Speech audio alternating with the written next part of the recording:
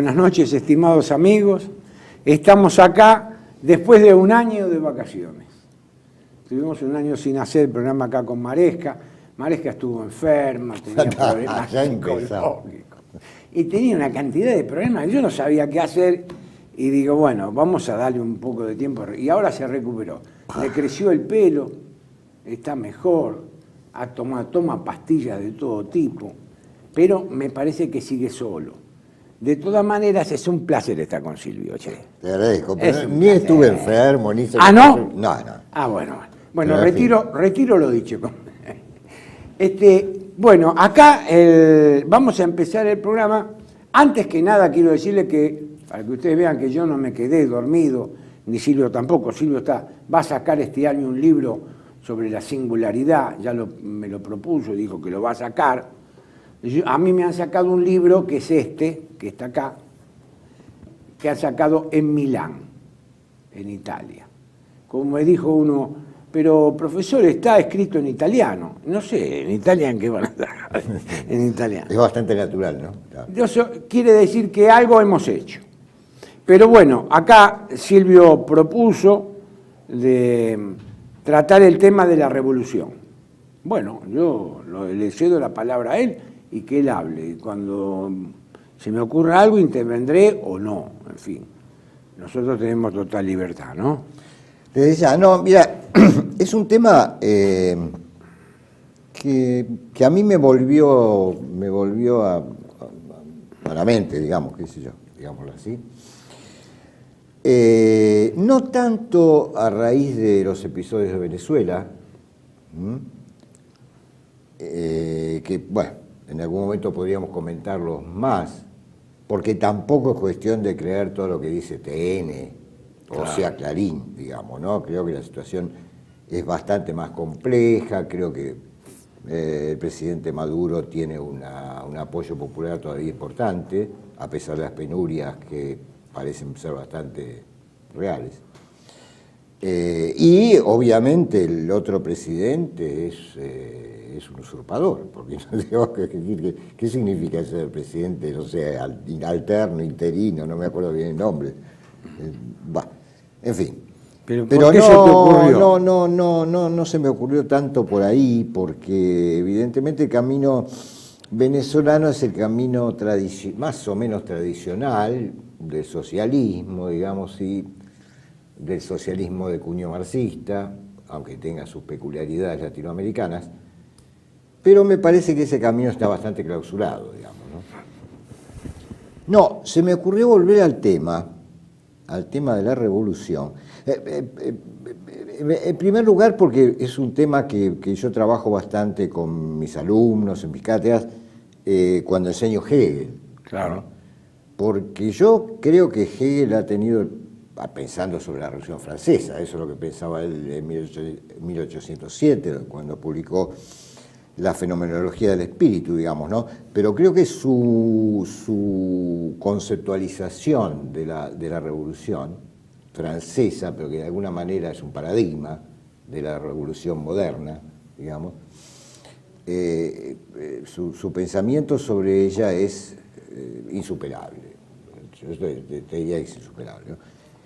En resumidas cuentas, ¿cuál es ese pensamiento? Ese pensamiento es que de la enajenación de la subjetividad en la riqueza y en el poder, ¿no? que sucede al Imperio Romano y que marca sobre todo la modernidad temprana, digamos, ¿no?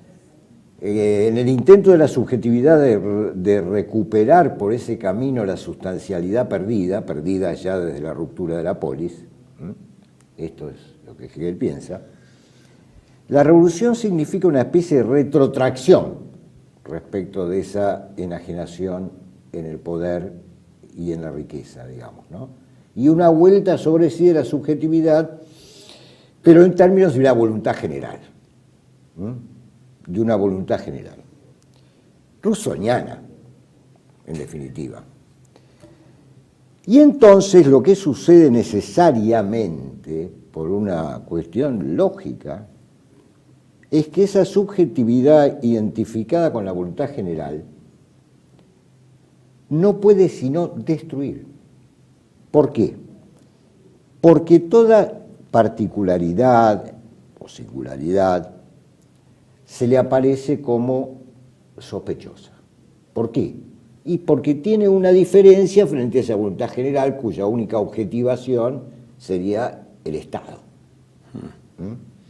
Por lo tanto, si un tipo, además de ciudadano, es carnicero, digamos, o es tendero, o es escribano, digamos, ya resulta sospechoso.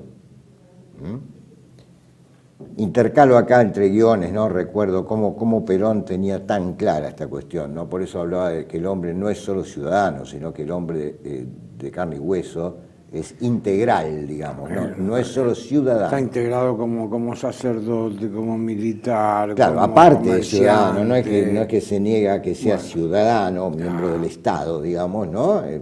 Pero además es algo más que ciudadano, Claro digamos, que ¿no? sí. Bueno, muy bien. Entonces, según Hegel, la revolución tiene que culminar necesariamente en el terror revolucionario, digamos, ¿no? Donde va cayendo una cabeza detrás de la otra, la famosa guillotina, donde caen los exponentes incluso más conspicuos, ¿no? ¿No es cierto? Revolución Como mismo Francesa. Robespierre, Saint-Just, Danton, ¿no? Claro.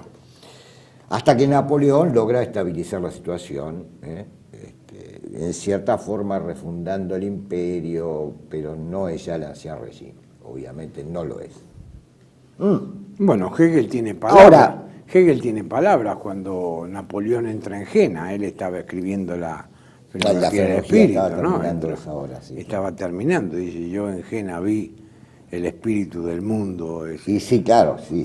Lo ve entrar Napoleón en Jena, ¿no? Tanto Hegel como Nietzsche después, muchos años después, piensan que el último gran acontecimiento europeo es Napoleón, ¿no? Que lleva de alguna manera, es decir, que lleva de alguna manera las instituciones democrático-burguesas, democrático-liberales a toda Europa, y además tiende a la unidad de Europa, digamos, que es un pensamiento que no está tanto en Hegel, y sobre todo no en el Hegel maduro, pero sí está en Nietzsche, claramente, ¿no? Sí está claramente en Nietzsche, ¿no? Que desprecia el Nietzsche Maduro desprecia esas pequeñas patrias, como dice él, y tiende a la construcción del buen europeo, la unidad europea, etc., ¿no? Pero bueno, ese es un poco otro cantar. Ahora, para Hegel, la revolución está finiquitada a través, ante todo, y ese es un tema muy a explorar, que no lo vamos a poder hacer acá, a través de la concepción moral del mundo, en primer lugar, digamos, representada por Kant, ¿no? Luego a través de la certeza moral, la certidumbre moral que culmina en el alma bella, y bueno, eso termina en el perdón y la reconciliación, que son temas a estudiar muy profundamente. Pero para Hegel la revolución está, digamos, terminada.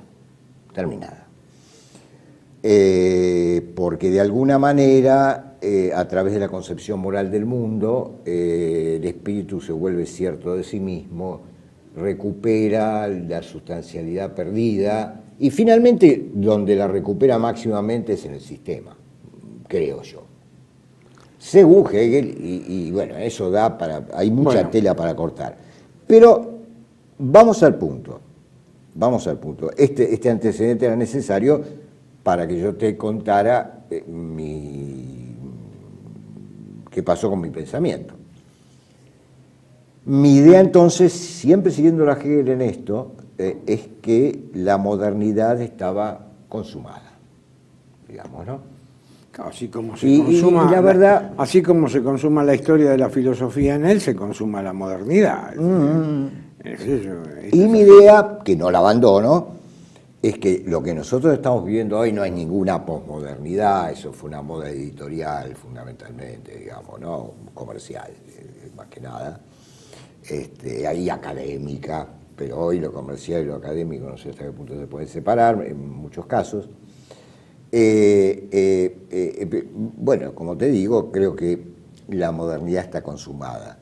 Ahora bien, de pronto vemos aparecer, particularmente en nuestro país, pero no solamente, este movimiento feminista, al aparecer esto y al ir tomando cada vez más envergadura, más allá de que allí se plantean reivindicaciones, algunas de ellas contradictorias con otras, es un movimiento muy dispar, ¿no? muy complejo en sí mismo, pero sin embargo yo huilo algo ahí de la revolución. Y en este sentido, si digo la revolución, no puedo pensar sino en la Revolución Francesa y no puedo pensar sino en la teoría hegeliana de la Revolución Francesa. Ajá.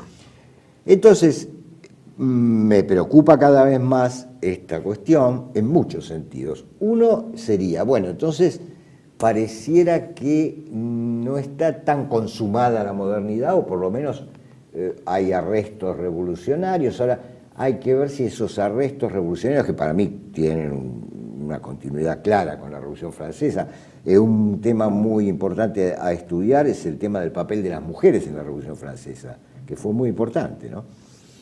Entonces digo, un poco la cuestión es, en esta prosecución de la revolución, si esto tiende inexorablemente, por lo tanto, al terror, a que rueden las cabezas, en este caso de los llamados machos, digamos, ¿no?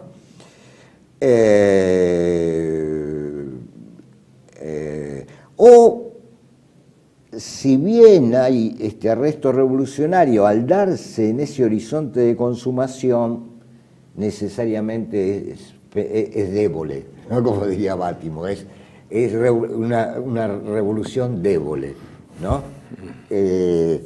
Por ahí va mi pensamiento, pero digo, yo creo que a este movimiento feminista hay que darle toda la importancia que tiene que ver con este tema de la voluntad general, y ahora encarnada en, no diría en las mujeres en general, pero sí en un grupo importante, particularmente en nuestro país, de mujeres, digamos, ¿no? Bueno, hagamos una pausa. En fin, eso es un poco, como Está bien. te digo, el encuadre del problema, Bueno, para como mí, ustedes ¿no? han visto, habló todo Maresca. Pero bueno, hagamos Bueno, no se una ponga pausa nervioso por eso. y después a ver si nos deja hablar a nosotros.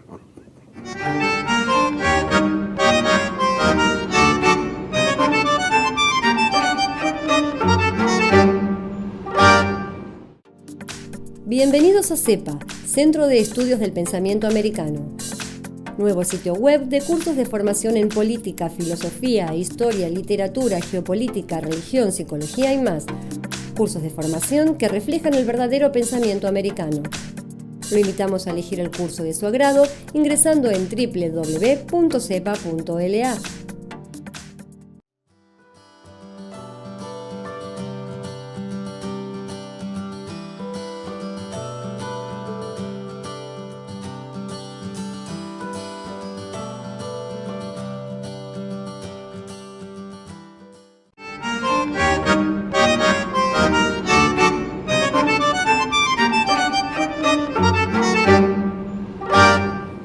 Bueno, ustedes vieron que habló 15 minutos Maresca sin parar sobre el tema de la revolución. Bueno, puede hablar 2 horas. No, si quiere. yo ya sé, porque nosotros discutimos con Silvio.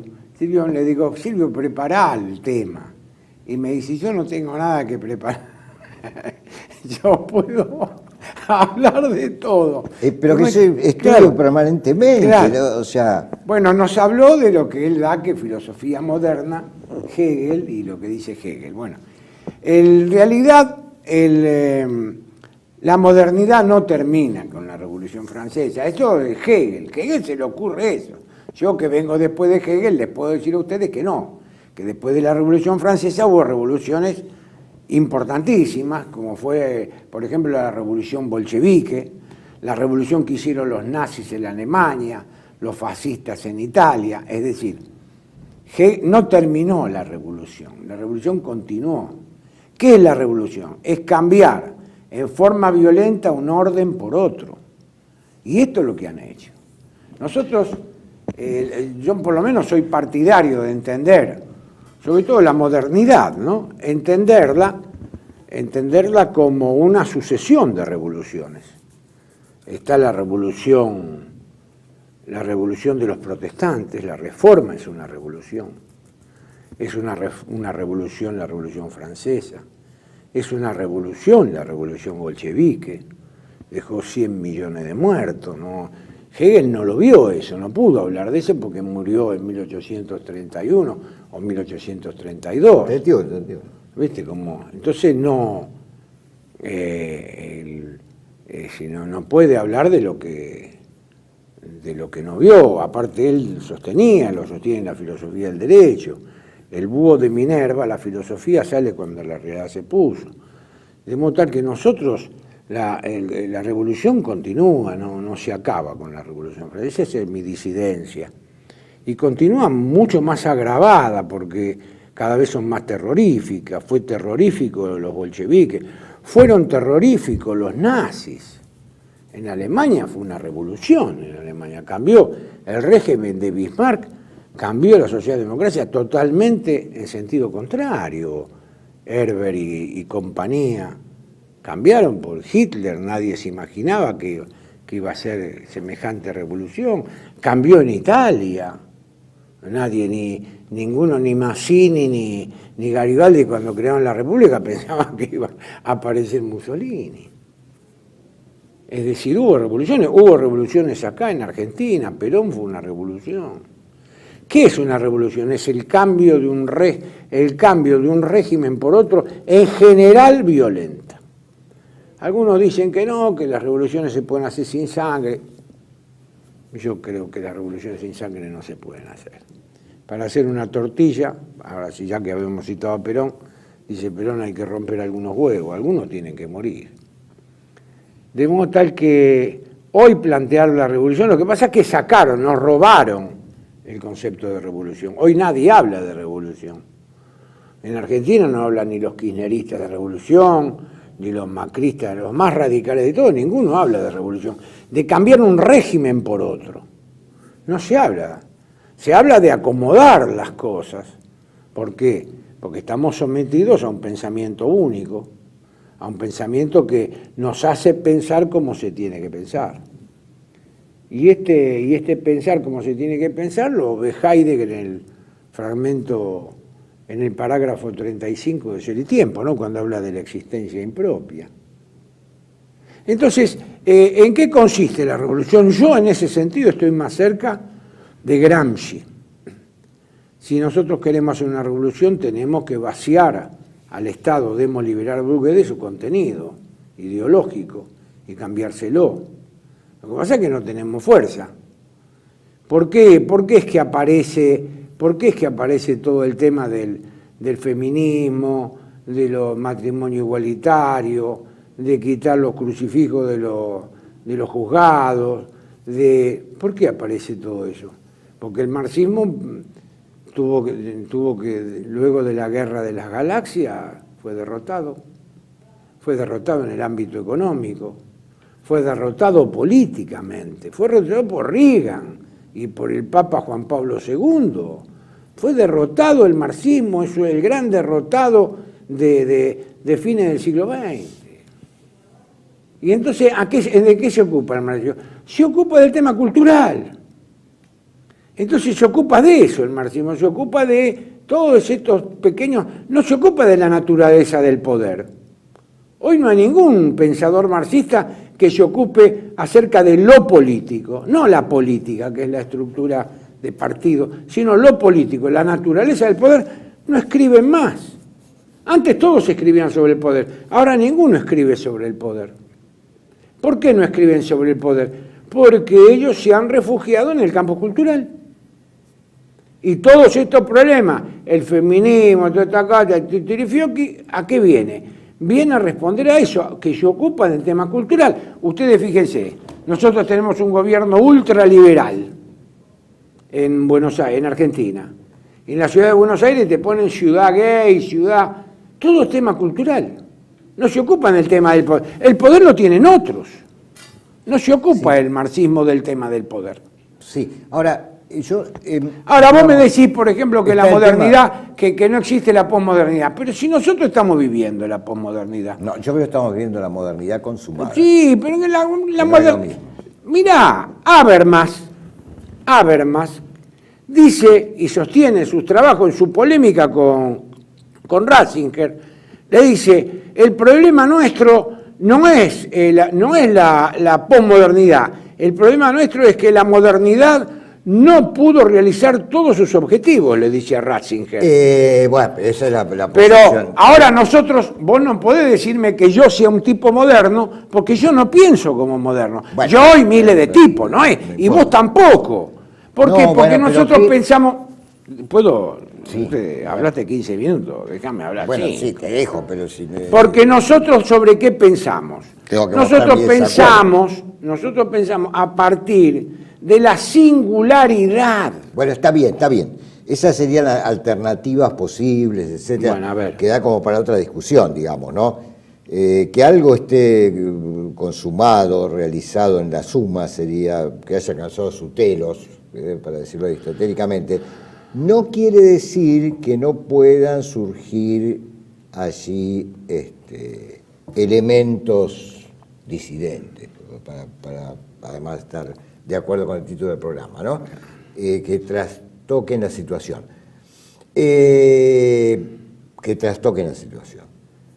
Ahora, en cuanto al tema, vos hablas del marxismo. Sí, estoy de acuerdo con lo que vos decís, básicamente, pero hay una confluencia, yo creo, no en vano,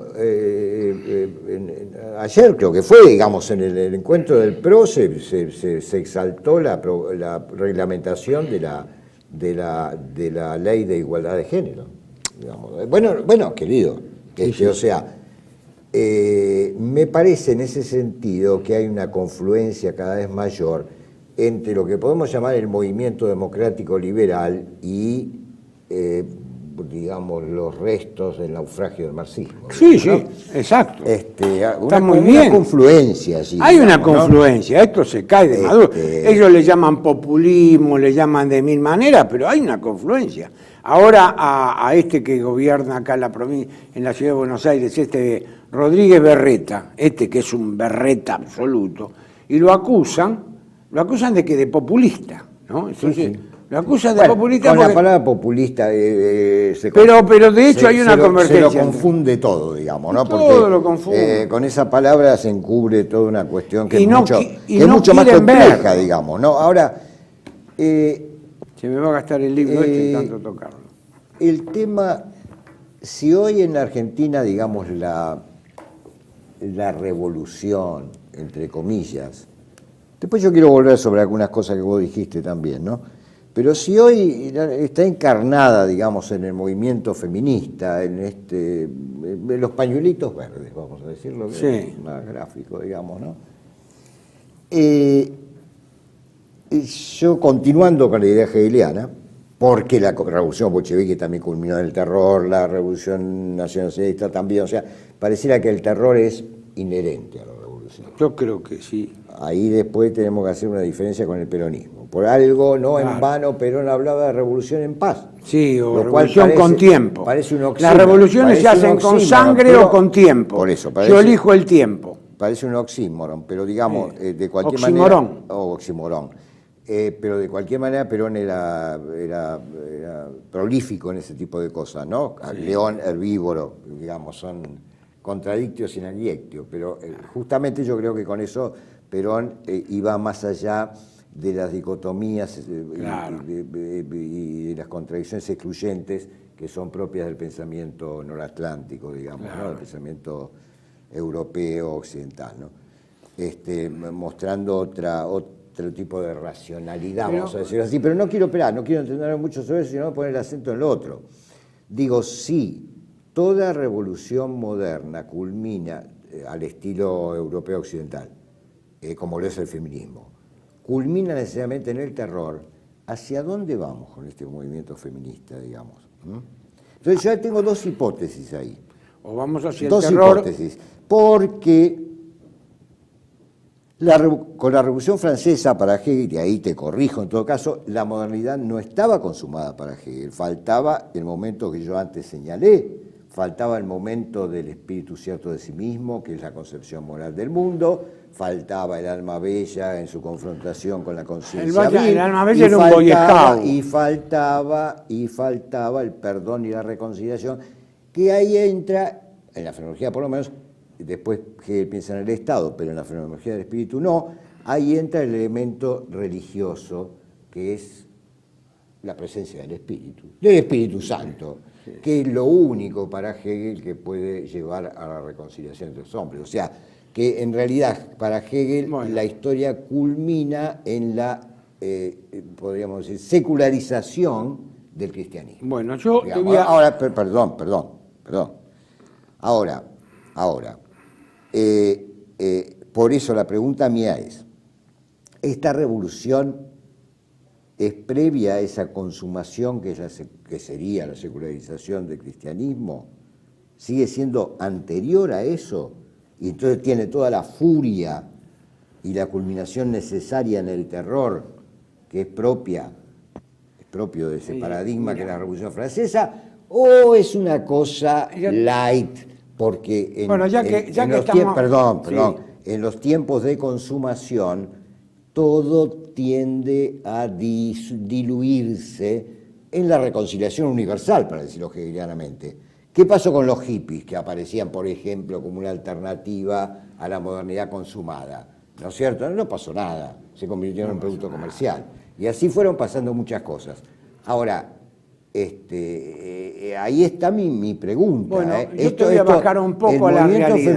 El movimiento feminista va a culminar en el terror. Terror sería, por ejemplo, la domesticación definitiva de los varones, lo cual es terrorífico. Sí.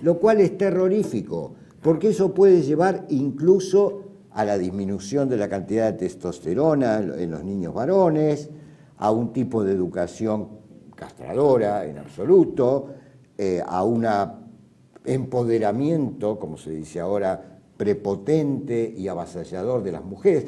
Vos tenés en cuenta, yo lo dije en un programa, me agarró página 12 por ahí, pero digo, que la locura femenina no tiene límites. No tiene límites. Y por otra parte, en ese contexto, si esto es realmente virulento, hay que pensar también en la reacción de los varones. No en vano aumenta la cantidad de feminicidios, y cuanto más prepotencia aparezca por el lado de las mujeres, más feminicidios va a haber. Y cuanto más los medios de comunicación, amariconados, afeminados, difundan una y otra vez estos feminicidios, más feminicidios va a haber. Esto es casi una estructura lógica lo que se juega allí. Bueno, está muy interesante. Ahora quizá esto sea una cosa light. Muy interesante lo que vos decís, pero volviendo al tema de Hegel, porque si no esto va a quedar como que Hegel era un delirante, y no era un delirante. Hegel, porque el espíritu absoluto, que después es el espíritu no, santo, pero el último trabajo de Hegel, vos lo sabés, es la filosofía del derecho. Y Hegel, en la filosofía del derecho, que es el último trabajo que hace, donde está trabajando, donde se muere trabajando en eso.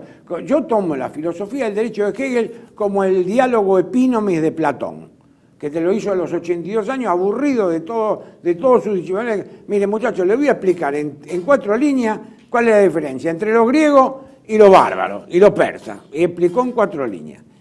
Hegel, en la filosofía del derecho, que yo he estudiado bien y he escrito libros sobre ese tema de la filosofía del derecho, él se hace el planteo y dice, ¿cómo hacemos para salir de esto? ¿Cómo hacemos para salir de esta versión liberal del hombre, el mundo y sus problemas? Esta democracia que nos plantean no sirve. Estas monarquías constitucionales no sirven. Nosotros tenemos que ir a un régimen de representación por profesiones. Así es. Y pone el ejemplo, es interesantísimo. Después de él hay uno que se llama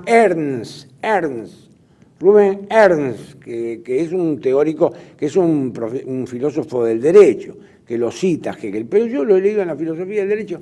Entonces dice, no, nosotros tenemos que encontrar la representación de ese individuo, no en tanto que sujeto ciudadano, sino que en tanto carnicero, albañil, médico, obispo.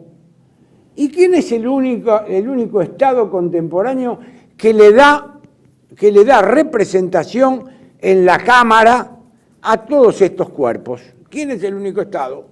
Inglaterra, porque Inglaterra tiene la Cámara de los Lores. Inglaterra le da representación a esos cuerpos de la sociedad. Es interesantísimo. Muy interesante. Muy interesante. Entonces, ¿qué pasa? Nosotros, ¿cómo vamos a enfrentar al feminismo con una Cámara de Diputados que ahora va a ser elegida, antes era el tercio, ahora el 50% de varones, el 50%... ¿Dónde está el mérito de los diputados para poder detener esta ola irracional de feminismo? Nosotros no podemos hacerlo con ese tipo de cámara. Hegel tenía una respuesta. Bueno, señores, se terminó el programa. Dentro de un rato seguimos en el mismo tema, pero es un segundo programa. Una segunda vuelta. Una segunda vuelta. La revancha. Bueno, hasta dentro de un rato.